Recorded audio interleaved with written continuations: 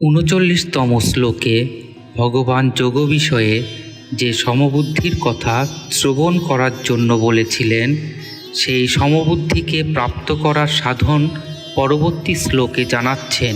এটি গীতার ২য় অধ্যায়ের ৪১তম শ্লোক। ওং শ্রী পরমাত্মনে নমঃ।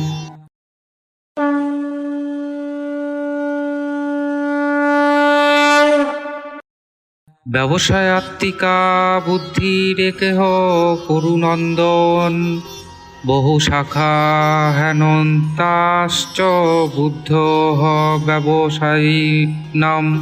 হে কুরুনন্দন, এই সমবুদ্ধি প্রাপ্তির বিষয়ে ব্যবসায়িত্বিকা বুদ্ধি একই থাকে। অব্যবসায়ী অর্থাৎ অস্থির চিত্ত মানুষদের বুদ্ধি অনন্ত এবং বহু শাখাযুক্ত হয়ে থাকে। কর্মযোগী সাধকদের লক্ষ্য যে সমতা প্রাপ্তি, তা পরমাত্মারই স্বরূপ। সেই পরমাত্মা স্বরূপ সমতা প্রাপ্তির জন্য অন্তঃকরণের সমতাই সাধন। সংসারের প্রতি অনুরাগ হল অন্তঃকরণের সমতা অর্জনে বাধা। সেই অনুরাগ দূর করার অথবা পরমাত্ম তত্ত্ব প্রাপ্ত করার জন্য যে দৃঢ় নিশ্চয় করা হয়, তার নাম হল ব্যবসায়াত্মিকা বুদ্ধি। ব্যবসায়াত্মিকা বুদ্ধি কেন এক হয়? কারণ এর দ্বারা জাগতিক বস্তু, পদার্থ ইত্যাদির কামনা ত্যাগ করা হয়। এই ত্যাগ এক প্রকারই হয়, তা সে ধন সম্পত্তির কামনা ত্যাগই হোক বা মানমর্যাদার কামনা ত্যাগ হোক। কিন্তু গ্রহণ করার জিনিস অনেক হয়, কারণ এক একটি বস্তু অনেক প্রকারের হয়। যেমন একটি মিষ্টান্ন নানা প্রকারের হয়ে থাকে, সুতরাং এই সমস্ত বস্তু লাভের কামনাও অনেক, অনন্ত হয়ে থাকে। গীতায় কর্মযোগ এবং ভক্তিযোগের প্রকরণে ব্যবসায়াত্মিকা বুদ্ধির বর্ণনা করা হয়েছে, কিন্তু জ্ঞানযোগের প্রকরণে ব্যবসায়াত্মিকা বুদ্ধির বর্ণনা করা হয়নি। এর কারণ হল, যে জ্ঞানযোগে প্রথমে স্বরূপের বোধ হয়, তার পরিণামে বুদ্ধি স্বতই এক নিশ্চয় সম্পন্ন হয়ে যায়। কিন্তু কর্মযোগ ও ভক্তিযোগে প্রথমে বুদ্ধির এক স্থিতি হয়, তারপর স্বরূপের বোধ হয়।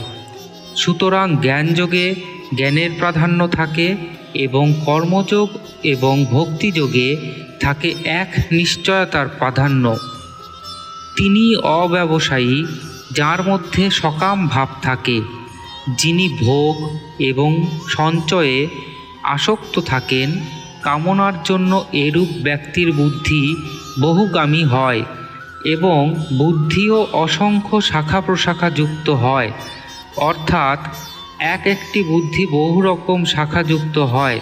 যেমন পুত্র প্রাপ্ত করতে হবে এবং পুত্র প্রাপ্তির জন্য কোনো ওষুধ খাওয়া যায়, কোনো মন্ত্র জপ করা যায়, কোনো অনুষ্ঠান পালন করা যায়, কোনো সাধুর আশীর্বাদ নেওয়া যায় ইত্যাদি উপায় হল ওই বুদ্ধির অসংখ্য শাখা প্রশাখা।